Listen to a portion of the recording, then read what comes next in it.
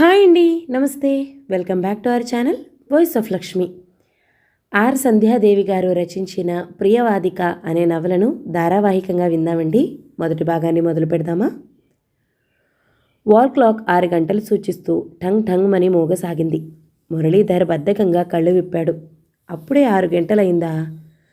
త్వరగా లేచి తయారైతే ఆ టైం అవుతుంది. క్లయింట్స్ వచ్చి కూర్చుంటారు. బరువుగా ఊపిరి పీల్చుకుని లేచి బాత్రూంలోకి వెళ్ళాడు. స్నానం చేసి బట్టలు మార్చుకునేసరికి టైం 7 గంటలైంది.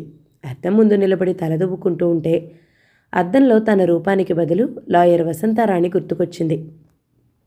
అప్రయత్నంగా అతని పెదవుల మీద చిన్న చిరునవ్వు లీలగా మెరిసింది. వసంత ఎంత చక్కనిది, ఎంత గంభీరంగా నిండుగా ఉంటుంది. ప్రతి మాటకి చిన్న చిరునవ్వే సమాధానం చెప్తుంది. అదే కోర్టులో కేసు తీసుకుని వాదిస్తే ఆమె కంఠస్వరంతో కోర్టంతా గడగడలాడించేసి న్యాయానికి పునాదులు వేసి అన్యాయాన్ని సమాధి చేసి కేసును విజయవంతంగా గెలిచి పారేస్తుంది. ఆమె ఏ కేసైనా సరే తొందరపడి తీసుకోదు. తీసుకుందా దాని అంతు చూడందే వదిలిపెట్టదు. ఆమె ఏ కేసైనా తీసుకుందా అంటే ఎదుటి లాయర్ ఆ కేసు తీసుకుని వాదించడానికి ఇష్టపడడు, భయపడతాడు. తను ఆమె చేతిలో ఓడిపోవాలనేమో అని. ఒకసారి ఒక కూనీ కేసుని ఇద్దరు తీసుకున్నారు. మొదట అంతా మురళీధర్దే పై చేయింది. అందరూ లాయర్ మురళీధర్ని అభినందించసాగారు. లాయర్ వసంతతో గెలిచిన వాళ్ళు ఎవ్వరూ లేరు, ఆ ఘనత నీకే దక్కుతుంది అని. అయితే రాను రాను వసంతదే పై చేయింది. సాక్ష్యాలు బలంగా ఉండటంతో, నేరస్తుడు నిర్దోషి అని రుజువు చేయటంతో ఆమె గెలిచింది. మురళీధర్ నిజంగా ఆశ్చర్యపోయి తర్వాత మనసారా అభినందించాడు కూడా. అవతలి వాళ్ళు కేసు విషయంలో తలకిందులు చేసి తప్పు చెప్పటంతో నిజమని నమ్మి ఆ కేసు తీసుకున్నాడు. అనాలోచితంగా ఆ కేసు తను తీసుకున్నా నేరస్తుడిని నిర్దోషిగా రుజువు చేసి అన్యాయాన్ని ఆపింది. అందుకే ఆమెను మెచ్చుకోకుండా ఉండలేకపోయాడు. అందుకే అప్పటి నుండి వసంత అంటే అదో రకమైన అభిమానం ఏర్పడి ఆ అభిమానం మెల్లగా ఇష్టంగా మారింది. ఆ ఇష్టం మెల్లగా ప్రేమగా మారసాగింది.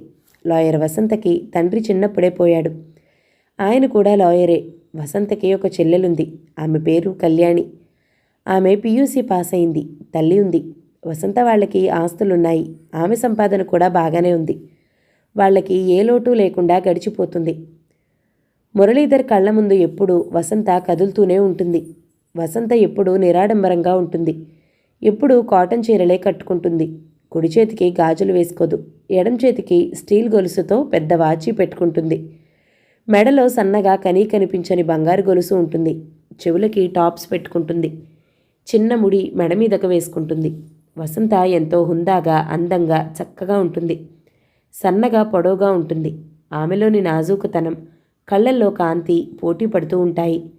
కళ్ళు విశాలంగా, అందంగా ఉంటాయి. ఆ కళ్ళకి కాటుకే పెట్టదు. అయినా ఆ కళ్ళు కాంతితో మెలమెల్లాడుతూనే ఉంటాయి. కనుబొమ్మలు సన్నగా గీత గీసినట్లుంటాయి. ఆ పెదవులకి లిప్స్టిక్ వేసినట్టు ఎర్రగా, కెంపుల్లా మెరుస్తూ ఉంటాయి. మురళీధర్ ఆలోచిస్తూ క్షణంసేపు అలా ఉండిపోయాడు. కళ్ళు మూసినా తెరిచినా ఆమె రూపమే కళ్ళలో కదులుతుంది. హృదయంలో ఆమె రూపమే నిండిపోయింది. తన మనసులో మాట ఆమెకు తెలిస్తే బరువుగా నిట్టూర్చాడు. ఆమె మనసులో ఏముందో తను ఇంతవరకు గ్రహించలేకపోయాడు. ఆమె ఎప్పుడూ స్నేహంగానే మాట్లాడుతుంది. ఆమె కూడా తనని మనసులో ఆరాధిస్తుందేమో. ఆ విషయం తనకెలా తెలుస్తుంది అనుకుంటూ చేతిలో దువ్వెన అక్కడ పాడేసి డైనింగ్ హాల్లోకి వెళ్ళాడు. బ్రేక్ఫాస్ట్ తీసుకుని యువతలకి వచ్చేసరికి PA ఎదురొచ్చి అతని కోసం ఎవరెవరొచ్చింది చెప్పాడు. క్లర్క్ వచ్చి ఆ రోజుకి కావలసిన ఫైల్స్ అన్నీ తెచ్చి అతని ముందు ఉంచాడు. ఫైల్స్ అన్నీ ఒకసారి చూసి తల పంకించి హాల్లోకి వెళ్ళాడు. లాయర్ మురళీధర్ అంటే అందరికీ గౌరవమే. అతను చాలా మంచివాడని పేరు తెచ్చుకున్నాడు. అతనికి తల్లి తండ్రి ఇద్దరు ఉన్నారు. తండ్రి డాక్టర్. కొడుకుని డాక్టర్ చేయాలని ఆయన ఎంతో ఆశించారు. ఆయన ఆశ నెరవేరలేదు. మురళీధర్ లాయర్ అయ్యాడు.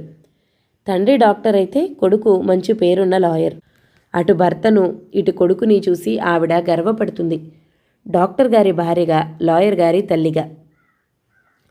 వసంత కోర్టు నుండి రాగానే అలసటగా చేతిలోని నల్లగౌన్ తీసి పక్కన పడేసి సోఫాలో కూర్చుండిపోయింది. తల్లి పార్వతమ్మ కూతుర్ని చూస్తేనే లోపలికి వెళ్ళి వేడివేడి కాఫీ ఓ కప్పులో పోసి తెచ్చింది. ఎందరు నౌకర్లున్నా ఆవిడ కూతురికి అన్నీ స్వయంగా అందిస్తుంది. తల్లి కప్పందిస్తుంటే ఒక్కసారి తల పైకెత్తి ఆవిడ వైపు చూసింది. మాతృమూర్తి ప్రేమలో రవ్వంత కల్మషం కూడా ఉండదు. నిండుగా ప్రేమాభిమానాలు తొణికిసలాడుతూ ఉంటాయి. ఎంత అలసటగా ఇంటికి వచ్చినా తల్లి చేతులతో ఇచ్చిన కాఫీ తాగగానే ఆ కాఫీ దివ్య ఔషధంలా పనిచేసి బద్ధకం, అలసట అన్నీ ఒక్కసారే మాయమయ్యి శరీరమంతా తేలికయ్యి మనసంతా హాయిగా అనిపించి ఆనందంగా ఉంటుంది. ఎంతో శక్తి శరీరంలోకి ప్రవేశించినట్టయి బలం పుంజుకున్నట్టు ఉంటుంది. కప్పందుకుంది. కూతురికి కప్పందించి ఆమె తలపై చేత్తో మృదువుగా ప్రేమగా నిమిరింది. వసంత కాఫీ తాగేసిన తర్వాత ఆ ఖాళీ కప్పు తిరిగి అందుకుంటూ, లేమ్మా, లేచి స్నానం చేసి కాసేపు పడుకో అంది ఆవిడ. తండ్రిలాగే కూతురు కూడా లాయర్గా మంచి పేరు తెచ్చుకుంది అని. ఆవిడకు కూతురంటే ఎంతో ప్రేమ. తండ్రి పేరు నిలబెట్టింది. తండ్రి స్థానంలో కూతురు నిలబడింది అని ఆవిడకు గర్వకారణమైంది. కళ్యాణికి చదువు సరిగ్గా అబ్బలేదు. ఆమెకు ఎంతసేపు అల్లికలు, చేతి పనులు అంటే ఇష్టం. వంటలు మాత్రం ఎంతో బాగా చేస్తుంది. ఏ పుస్తకంలో ఏ వంట చదివినా ఆ రోజు ఆ వంట చేసి తల్లికి, అక్కకు పెట్టవలసిందే. ఉద్యోగం చేసి డబ్బు సంపాదించే అమ్మాయిగా కాక పెళ్లి చేసుకుని గృహిణిగా తన ధర్మం నెరవేర్చే గుణాలు ఆమెలో ఉన్నాయి. కళ్యాణికి చదువుకోమని చెప్పి చెప్పి వసంత విసిగిపోయి ఊరుకుంది. చెల్లెలి ఇష్టం చదువు లేకపోతే ఇప్పుడు వచ్చిన నష్టం ఏమిటి అని ఊరుకుంది. కళ్యాణికి ఎంతసేపు వంటలు వండటం, ఇంటిని అందంగా తీర్చిదిద్దటం, వీధిలో అందంగా ముగ్గులు వేయటం, తోట పని అంతా తోటమాలి ఉన్నా తను స్వయంగా చూసుకుంటుంది.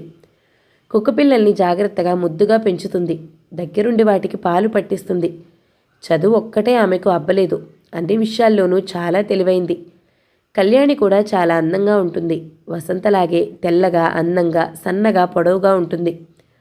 కోలకళ్ళు, ఆ కళ్ళకి కాటుక రేఖలు తీర్చిదిద్దుతుంది. సన్నగా గీత గీసినట్టుండే కనుబొమ్మలు, లిప్స్టిక్ వేసిన అందమైన పెదాలు దిద్దినట్లుంటాయి. నొక్కుల జుట్టు, పెద్ద పొడవుగా జడ. మనిషి చాలా అందంగా, ఆకర్షణీయంగా ఉంటుంది. వసంత స్నానానికి వెళ్ళింది. కళ్యాణి సోఫాలో కుక్కపిల్లల్ని పెట్టుకుని ఆడిస్తూ వాటిని ముద్దులాడుతూ కూర్చుంది. అంతలో ఫోన్ రింగ్ అయింది. విసుగ్గా లేచి వెళ్ళి రిసీవర్ అందుకుని హలో అంది. హలో, లాయర్ వసంత గారున్నారా? అవతలి కంఠస్వరం మృదు గంభీరంగా పలికింది. ఉన్నారు, పిలుస్తానుండండి అంటూ అక్కకి చెప్పడానికి లోపలికి వెళ్ళింది. వెళ్ళి వెంటనే తిరిగి వచ్చి రిసీవర్ చేతిలోకి తీసుకుని, హలో, మీ పేరు కనుక్కోమన్నారు. మురళీధర్ అని చెప్పండి. అతని కంఠస్వరం మామూలుగా పలికింది.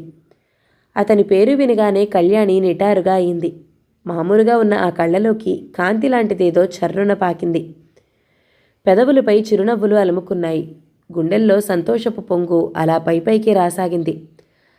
మీరా, ఉండండి, ఇప్పుడే పిలుచుకొస్తాను అంటూ కంగారుగా, ఉత్సాహంగా అక్కగారి గదిలోకి బాణంలా దూసుకు మరీ వెళ్ళింది. అద్దం ముందు కూర్చుని తలదువ్వుకుంటున్న వసంత చివ్వున తల తిప్పి చూసింది. ఎవరా, ఏమిటి అంత కంగారుగా వస్తుందా అని. అక్క అక్క అంటూ పిలుస్తూ ఒక్క క్షణం ఆగింది. ఊపిరి పీల్చుకోవడానికి టైం ఇవ్వు అన్నట్టు. ఏమిటి అన్నట్టు ప్రశ్నార్థకంగా చూసింది చెల్లెలి వైపు. అక్క, ఆయన ఫోన్ చేశారు అంది. ఆయన అంటే పేరు ఊరు లేదా? కాస్త విసుగ్గా అడిగింది. అబ్బా, ఆయన మురళీధర్ గారు అంది. అలా అంటున్నప్పుడు కళ్యాణి కళ్ళు వింత కాంతిని దిద్దుకున్నాయి. చెల్లెలి ముఖంలోకి పరీక్షగా వింతగా చూసి అక్కడి నుండి లేచి వెళ్ళింది. కళ్యాణి అక్క వెనకాలే వెళ్ళింది. మురళీధర్ పేరు వింటూనే ఆమె అంతరంగమంతా పురివిప్పిన నెమలిలా నాట్యం చేస్తుంది. అతనంటే తనకి ప్రాణం. ఆ ప్రాణం అన్న సంగతి అతనికి ఎలా తెలుస్తుంది? అతన్ని తను మూగగా ఆరాధిస్తుంది. అతనికి తనంటే ఇష్టమేనా? ఆ ఇష్టం అంటే ఎలాంటి ఇష్టం? ఆమె ఆలోచిస్తూ అలా నిలబడిపోయింది. వసంత అతనితో ఫోన్లో మాట్లాడి తిరిగి వచ్చేసరికి అక్కడే గుమ్మానికి ఆనుకుని ఏవేవో ఆలోచనల్లో మునిగిపోయింది. వసంత క్షణం సేపు చెల్లెలి వైపు అలా చూసి కళ్యాణి అంటూ పిలిచింది. అంటూ ఉలిక్కిపడి సర్దుకు నిలబడి ఏమిటి అన్నట్లు చూసింది. ఏమిటే, నిలబడే నిద్రపోతున్నావా? కళ్యాణి సిగ్గుపడినట్లు తల వంచుకుని అక్కడి నుండి వెళ్ళిపోయింది. ఏమిటి ఈ మధ్య అదోలా పరధ్యాసగా ఉంటుంది? చెల్లెలి మనసులో ఏమైనా ఉందా? అడిగితే చెప్తుందా? లేక తను చెప్పే వరకు మౌనంగా ఊరుకోవాలా? వసంత ఆలోచిస్తూ తన గదిలోకి వెళ్ళి మంచం మీద పడుకుంది. ఆమె కళ్ళలో మురళీధర్ కదిలాడు. అతని గురించి ఆమె మనసు ఆలోచించసాగింది. మురళీధర్ చామన ఛాయగా ఉన్న మనిషిలో మంచి ఆకర్షణ, ముఖంలో కళ ఉన్నాయి. మనిషి బాగా పొడవుకు తగిన ఒళ్ళుతో బలంగా ఆరోగ్యంగా ఉంటాడు. నొక్కుల క్రాఫు, పట్టుదలను సూచించే పొడవుగా సూటిగా ఉన్న నాసిక, చురుకైన కళ్ళు, కాస్త మోటుగా ఉండే పెదాలు, అందంగా దిద్దినట్టుండే కూరమీసం, మనిషిలో టీవీ దర్జా పోగుపోసినట్టుగా కనిపిస్తాయి. మాటలు తూచినట్లు మాట్లాడతాడు. నవ్వు నిండుగా గంభీరంగా ఉంటుంది. అతని మనసులో ఏముందో త్వరగా అంచనా వేయలేరెవ్వరు. వసంత ఆలోచిస్తూ అలా పడుకుంది. ఏదో కేసు విషయం మాట్లాడటానికి ఫోన్ చేశాడు. అప్పుడప్పుడు ఏదైనా పని ఉన్నా అటు వెళుతున్నా ఇంటికి వచ్చి ఒక 5 నిమిషాలుండి వెళ్ళిపోతాడు. అందుకే అతనంటే తనకి ప్రత్యేకమైన అభిమానం. ఆ రాత్రి భోజనాలయ్యాక కాసేపు పుస్తకాలు తిరగేస్తూ చదవసాగింది. ఆ రోజేమిటో మనసంతా చికాకుగా అనిపించి మరిక చదవలేక వెళ్ళి తన గదిలో పడుకుంది. ఆ గదిలోకి కళ్యాణి వచ్చి పాల గ్లాసు పక్కన టేబుల్పై ఉంచి వెళ్ళబోతూ ఆగి మంచం వైపు చూసి అక్కా అంటూ పిలిచింది. ఆ పిలుపు వింటూనే చెల్లెలి వైపు కళ్ళు తిప్పి చూసింది. నిద్రపోతున్నావా అడిగింది. లేదు. ఏదో చెప్పబోయి ఆగిపోయినట్టు సందేహిస్తూ అలా నిలబడిపోయింది. అది గ్రహించి ఇలారా అంటూ దగ్గరికి రమ్మని పిలిచింది. కళ్యాణి మెల్లగా అక్క మంచం దగ్గరకు వెళ్ళింది. ఇలా కూర్చో అంటూ చెప్పి చెల్లెలి చేయి పట్టి మంచం మీద కూర్చోపెట్టుకుంది. ఏమిటి కళ్యాణి, ఏమిటి చెప్పాలనుకుంటున్నావు అడిగింది.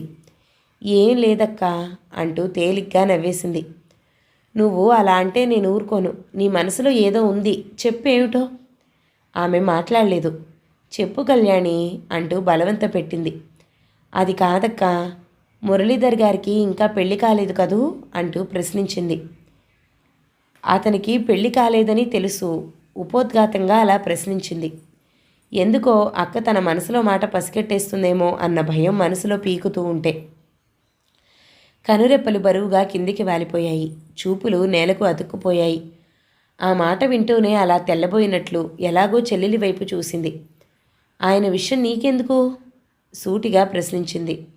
ఆహా, ఊరికే అడుగుతున్నాను, మామూలుగా కొద్దిగా కంగారు పడుతున్నట్టుగా అంది. పెళ్లి కాలేదు. ఏం, నీ ఫ్రెండ్స్ ఎవరైనా ఉన్నారా ఆయన్ని పెళ్లి చేసుకోవడానికి సిద్ధంగా? అక్క మాటలకి కళ్యాణి నవ్వేస్తూ తల తిప్పింది, ఎవరూ లేరు అన్నట్టు. వసంతకి నవ్వొచ్చింది. ఆయన ఇంతవరకు ఎందుకు పెళ్లి చేసుకోలేదు? ఏమో, వెళ్ళ ఆయన్నే అడుగు. కళ్యాణి నోరు టక్కున మూతపడిపోయింది. ఒకళ్ళ విషయాలు మనకెందుకు, మన విషయాలు మనం ఆలోచించుకోవడానికే టైం ఉండదు అంది వసంత. అతని స్వంత విషయాలు మనకి అనవసరం. వెళ్ళి పడుకో. కళ్యాణి తల ఊపి వెళ్ళిపోయింది. చెల్లెలు వెళ్ళిన వైపే చూస్తూ ఉండిపోయింది. ఏ రోజు లేనిది చెల్లెలు అతని విషయం ప్రత్యేకంగా ఎందుకు అడిగింది? అతనంటే ఆమె ఇష్టపడుతుందా? అదీ కాదు, అతను ఎప్పుడు వచ్చినా కళ్యాణి లోపలికి వెళ్ళిపోతుంది. అతను కళ్యాణితో ఎక్కువ మాట్లాడ్డు. ఎందుకు అతని విషయంలో అంత శ్రద్ధ ఇష్టం చూపిస్తుంది? అతన్ని ఆమె కానీ ప్రేమించడం లేదు కదా. వసంత గుండె ఒక్కసారిగా ఆగిపోయినట్లయింది. కళ్యాణి అతన్ని ప్రేమిస్తే ఎలా? వసంత మనసంతా ఎలాగో అయిపోయింది. మనసు బాధతో మూలిగినట్లయింది. మురళీధర్ కళ్ళ ముందు కదలసాగాడు. అతని భార్య ఎవరై ఉన్నారో ఆమె చాలా అదృష్టవంతురాలు. వసంత గాఢంగా నిట్టూర్చింది. అనవసరంగా ఊహలు అల్లుకుని ఇష్టాన్ని పెంచుకుని ఆపై ప్రేమించడం చాలా తెలివి తక్కువతనం. ఆ ప్రేమ ఫలించకపోతే పడే బాధ వర్ణనాతీతం. వసంతకి ఎందుకో కళ్ళనీళ్లు గిర్రున తిరిగాయి. మనసులో బాధ సుడిగుండమైంది. ఆ రోజు కళ్యాణి పుస్తకంలో చదివి కొత్త రకం స్వీట్స్ తయారు చేసింది. ఆ రోజు సాయంత్రం ఏదో పని ఉండి లాయర్ మురళీధర్ వసంత ఇంటికి వచ్చాడు. కాలింగ్ బెల్ మోగగానే కళ్యాణి వెళ్ళి తలుపు తీసింది. గుమ్మం పొడవున మురళీధర్ నిలబడి ఉన్నాడు. అంతే. ఆమెకు సంతోషంతో నోట మాట రాలేదు. మీరా అన్న మాటలు ఆమె పెదవుల వెనకే ఆగిపోయాయి. కళ్ళు కాంతితో తళతళ మెరవసాగాయి. మనసు పాల సముద్రమై పొంగిపోసాగింది. వసంతగారున్నారా? చిరునవ్వుతో ప్రశ్నించాడు. ఉన్నారు, రండి అంటూ గుమ్మానికి అడ్డు తొలగి దారి ఇచ్చింది. అతను లోపలికొచ్చాడు. కూర్చోండి అంటూ సోఫా చూపించి లోపలికి వెళ్ళింది. అతను సోఫాలో కూర్చుని టీపాయ్ మీద ఉన్న పేపర్ తీసి చదవసాగాడు. వసంత 10 నిమిషాల తర్వాత హాల్లోకి వచ్చింది. నవ్వుతూ విష్ చేసి కూర్చుంది. అతను ఒక కేసు గురించి మాట్లాడడానికి వచ్చాడు. ఆ విషయం ఇద్దరూ ఒక అరగంట సేపు మాట్లాడుకున్నారు. అతను తీసుకున్న కేసు విషయంలో ఏవో సాక్ష్యాల కోసం సలహా గురించి వచ్చాడు. అలా ఎప్పుడైనా వసంత్ కూడా అతని ఇంటికి వెళ్ళొస్తుంది. ఆ విషయం మాట్లాడిన తర్వాత మిగతా విషయాల్లోకి వచ్చారు. అప్పుడే కళ్యాణి ట్రేలో కాఫీ, తను చేసిన స్వీట్స్ పట్టుకుని వచ్చింది. అబ్బా, ఏమిటి చాలా తెచ్చేశారు, నేనేం తినలేను, కాఫీ తీసుకుంటాను అన్నాడు. ఆ మాటలకి కళ్యాణి ముఖం ఒక్కసారే చిన్నపోయింది. అది గ్రహించి వసంత అంది, ఈరోజు మా కళ్యాణి స్పెషల్గా తయారు చేసిన స్వీటు, అది వద్దనకుండా తీసుకోండి, లేకపోతే మా చెల్లెలి కోపం వస్తుంది అంటూ నవ్వుతూ చెప్పగానే మురళీధర్ కంగారుగా కళ్యాణి వైపు చూశాడు. అలాగా, మీరు చేశారంటే వదిలిపెట్టకుండా తినేస్తాను, ఇంకా వేయించుకుని మరీ తింటాను అంటూ నవ్వుతూ స్వీట్ తీసుకున్నాడు. అతని మాటలకి ఆమె సిగ్గుపడి లోపలికి వెళ్ళిపోయింది. వసంత చెల్లెల్ని ఓ కంట కనిపెడుతూనే ఉంది, ఆమె మనసులో ఏముందో తెలుసుకోవడానికి ప్రయత్నిస్తూ. మురళీధర్ స్వీట్ తింటూ ఆమె ముఖంలోకి చూడసాగాడు. వసంత మనసు చెల్లెలి గురించి ఆలోచించటం వలన అతను తన వైపే చూస్తున్నాడని గ్రహించలేకపోయింది. అందాల వసంతని చేయి చాపి దగ్గరికి లాక్కుంటే పూల కొమ్మల్లా నాజుగ్గా సుకుమారంగా ఉన్న ఆమెను అలా గుండెలకు హత్తుకుంటే మురళీధర్ ఆలోచనలు పూల పల్లకిలా ఊరేగసాగాడు. కాసేపు కూర్చుని అతను వెళ్ళిపోయాడు. వసంత ఆ రోజు రాత్రి 1 గంట వరకు పుస్తకాలు చూస్తూ కూర్చుంది. తల్లి వచ్చి పడుకోమని చెప్పిందాకా అంత టైం అయిందని అనుకోలేదు. ఉలిక్కిపడి చేతివాచి వైపు చూస్తే 1 గంట దాటుతుంది. అలాగే పడుకుంటానని చెప్పి పుస్తకం మూసేసి గదిలోకి వెళ్ళి లైట్ ఆర్పి పడుకుంది. మంచం మీద పడుకున్నా ఆమెకు నిద్ర రాలేదు. కళ్ళు మూసుకుని పడుకుంది. ఆమె కళ్ళ ముందు కళ్యాణి కనిపించింది. ఆ వెంట బెనర్జీ కనిపించాడు. ఆ తర్వాత శ్రీరామే కనిపించాడు. ఒకసారి ఆమె హృదయం బాధతో గిలగిలలాడింది. బెనర్జీ కళ్ళనీళ్లు గిర్రున తిరిగాయి. శ్రీరామ్ గుర్తురాగానే ఆమెకు దుఃఖం ఆగలేదు. అటు బెనర్జీ, ఇటు శ్రీరామ్, ఇద్దరే అలా అయిపోయారు. తన జీవితం చీకటిమయమైపోయింది. మళ్ళీ ఈనాడు తన జీవితంలో మురళీధర్ ప్రవేశిస్తున్నాడు. వీల్లేదు, అతను తన జీవితంలోకి ప్రవేశించడానికి వీల్లేదు. బాధగా కళ్ళు మూసుకుని వెక్కి వెక్కి ఏడవసాగింది. తన జీవితం ఎందుకిలా అయిపోయింది? భగవంతుడా, ఈ జీవితానికి అర్థం లేదా? ఇక ఈ జీవితానికి వెలుగు లేదా? తనలో తాను కుమిలిపోయి ఏడ్చింది. అయినా మనసులో బాధ కొద్దిగా కూడా తగ్గలేదు. కళ్ళు మూసుకుని పడుకుంది. వెచ్చని చెయ్యి ఒకటి నడుమీద పడినట్టయి ఉలిక్కి పడింది. కళ్ళు తెరిచి మాత్రం చూడలేదు. ఆ చెయ్యి ఆమె నడుం చుట్టూ పడి దగ్గరకు లాక్కుంది. ఇంకా దగ్గరగా, ఊపిరి తిరగనంత దగ్గరగా లాక్కుని గుండెలకి హత్తుకుంది. ఎవరు అంది. అతను మాట్లాడలేదు. అతని ముఖం ఆమె ముఖం మీద క్షణంసేపు తారట్లాడింది. అతని పెదవులు ఆమె పెదవులపై అద్దాయి. క్షణంసేపు ఇద్దరూ మైమరిచిపోయారు. తర్వాత వసంత ఉలిక్కిపడి ఎవరు అంటూ అతన్ని దూరంగా కెంటేసింది. వెంటనే లైట్ వేసి చూసింది. మురళీధర్. మీరా? ఆశ్చర్యపోయింది. అవును, నేనే. గర్వంగా చూశాడు. ఎలా వచ్చారిక్కడికి? ఎవరు చూడలేదు కదా? భయంగా అడిగింది. అన్నాడు కళ్ళు తమాషాగా తిప్పుతూ. ఆమె అతని కళ్ళలోకి సూటిగా చూడలేకపోయింది. కనురెప్పలు బరువుగా కిందికి వాలిపోయాయి. వసూ మృదువుగా పిలిచాడు. అంది అతి మెల్లగా. నీకోసం పరిగెత్తుకు వస్తే అలా దూరంగా ఉండిపోతావేమిటి అంటూ మెల్లగా దగ్గరకు జరగసాగాడు. ఆమె భయంగా చూసింది. వసు, నీకు దూరమయ్యి నేను క్షణంసేపు ఉండలేను అంటూ ఆమెను 2 చేతులతో చుట్టేశాడు. ఆమె క్షణంసేపు అతని కౌగిలిలో మైమరిచిపోయింది. పురుష సహజమైన కోరిక అతని కళ్ళలో కనిపించగానే ఉలిక్కిపడి అతని పట్టు విడిపించుకోవడానికి ప్రయత్నించసాగింది. అతను వదిలిపెట్టలేదు. వసు, నా కోరిక కాదనుకో. అతను మెల్లగా బ్రతిమాలసాగాడు. వద్దు, ఇప్పుడు కాదు, వదలండి వసు అంటూ అతను ఆమెను లొంగదీసుకోవడానికి ప్రయత్నిస్తూ బతిమాలసాగాడు. వద్దు, వదలండి, వదలండి అంటూ గింజుకోసాగింది. అక్కా, అక్క అంటూ పిలిచింది కళ్యాణి. వసంత ఉలిక్కిపడి కళ్ళు విప్పి చూసింది. ఏమిటి వదలండి వదలండి అంటున్నావు? నిద్దట్లో కూడా కేసు గురించేనా ఆలోచనలు అని అడిగింది.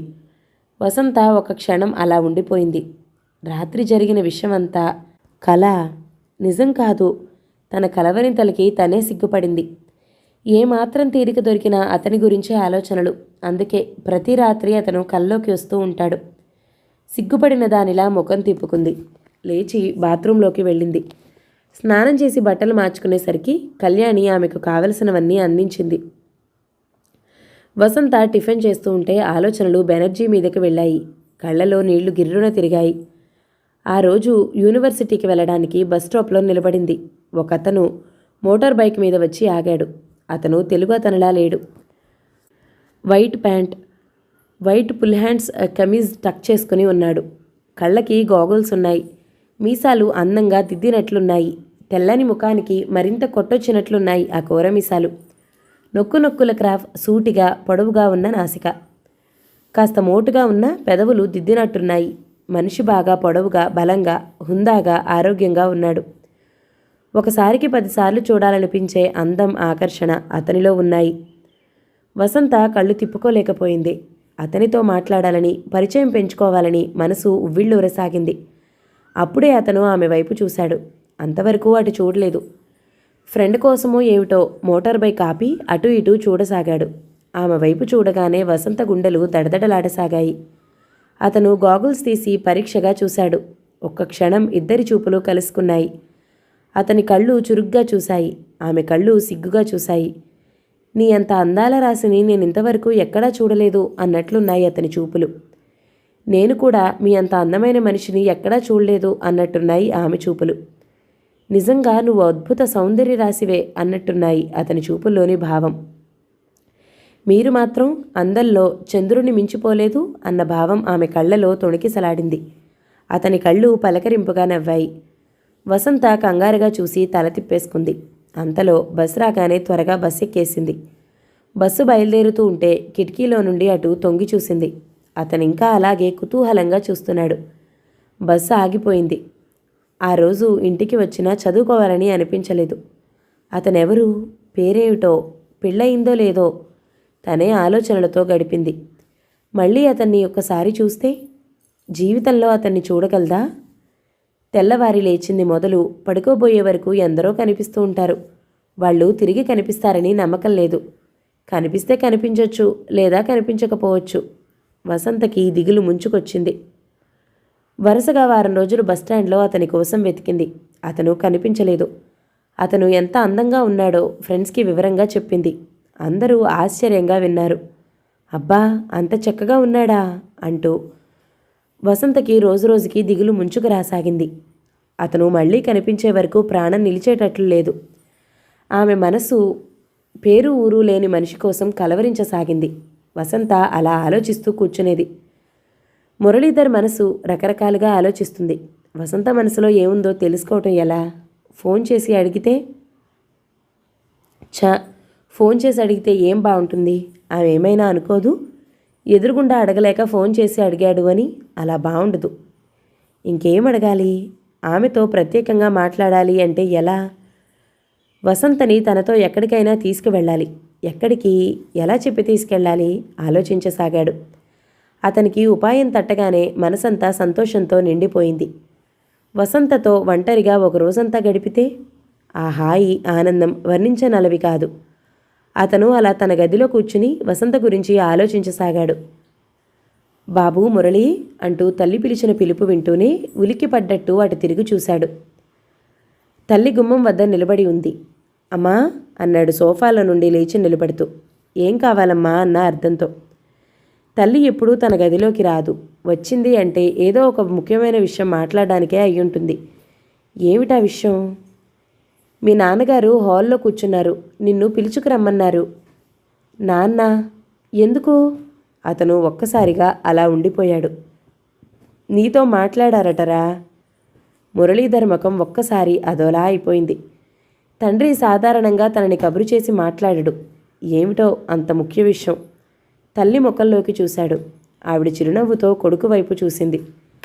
ఆవిడ ఏదో సంతోషమైన వార్త విన్నందువలన కలిగే ఆనందం ఆ కళ్ళలో స్పష్టంగా కనిపించసాగింది. మురళీధర్ ఇక మాట్లాడకుండా తల్లి వెంట హాల్లోకి వెళ్ళాడు. కాంతారావు గారి కొడుకు రాక కోసం ఎదురు చూస్తూ కూర్చున్నట్లుగా ఉన్నారు. పిలిచారా నాన్న? ఎంతో నెమ్మదిగా అడిగాడు. కొడుకు వైపు క్షణంసేపు పరిశీలనగా చూసి అలా సోఫాలో కూర్చో అన్నట్టు కళ్ళతోనే చెప్పాడు.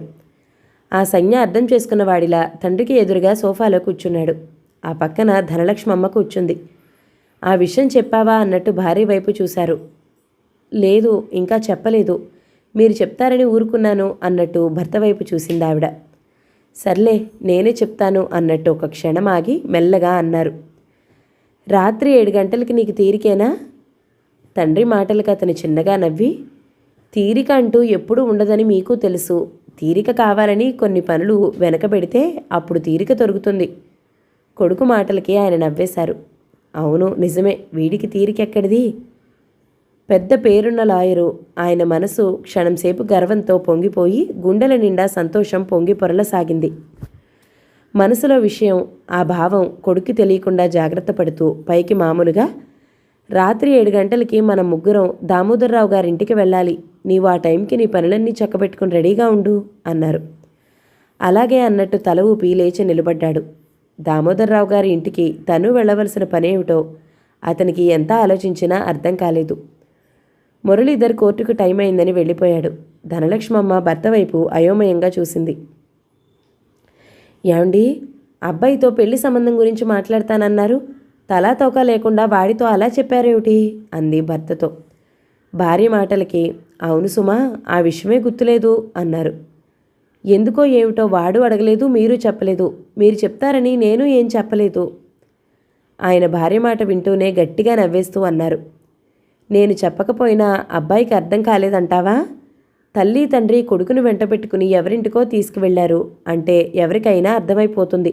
మనం ప్రత్యేకించి చెప్పలేదని ఆలోచించటం అనవసరం. ఈ కాలం పిల్లలకి అన్నీ ముందే గ్రహింపైపోతాయి అన్నారు. ఆవిడ చిరునవ్వు నవ్వింది. నాకు మాత్రం మా నాన్నగారు మీ ఇంటికి ఎందుకు వెళ్లారో అర్థం కాలేదు ఆ రోజుల్లో. నీకు మాత్రం మా నాన్నగారు ఎందుకు వచ్చారో గ్రహింపైపోయింది. అది చెప్పుకోదగిన విశేషం అన్నారు తమాషాగా. ఆవిడ చిరుకోపంతో చూసింది. ఇంత వయసు వచ్చినా పాత రోజుల్ని గుర్తు చేసుకుంటూ మాట్లాడటం ఆవిడకు నచ్చలేదు. చాలండి, మాట్లాడితే ఇదొక విషయం ఎత్తుతారు. ఇంటికి ఎవరో వస్తూ ఉంటే మా అమ్మా నాన్నగారు హడావిడి పడుతూ నన్ను ముస్తాబవమంటే ముందే ఊహించుకున్నాను పెళ్లి చూపుల తతంగం ఏదో అని. మాట వరుసకి మీతో ఒకసారి అంటే అదే మాట పట్టుకు వెళ్లాడతారు అంటూ అక్కడి నుండి లేచి వెళ్ళిపోయింది ఆవిడ. ఆయన భార్య అలా ఉడుక్కోగానే నవ్వుకున్నారు. సాయంత్రం 7 గంటలకి దామోదర్రావు గారి ఇంటికి వెళ్ళడానికి నిశ్చయించుకున్నారు. వాళ్ళ అమ్మాయిని కొడుక్కి చేసుకోవాలని ఆయన పట్టుదల. మొదటి భాగం సమాప్తం. మిగతా కథని తర్వాతి భాగాలలో విందామండి. నవల మీకు నచ్చితే లైక్ చేయండి, షేర్ చేయండి, మంచి కామెంట్ చేయండి. మన ఛానల్ని తప్పకుండా సబ్స్క్రైబ్ చేయండి. Thank you so much for watching. నమస్తే.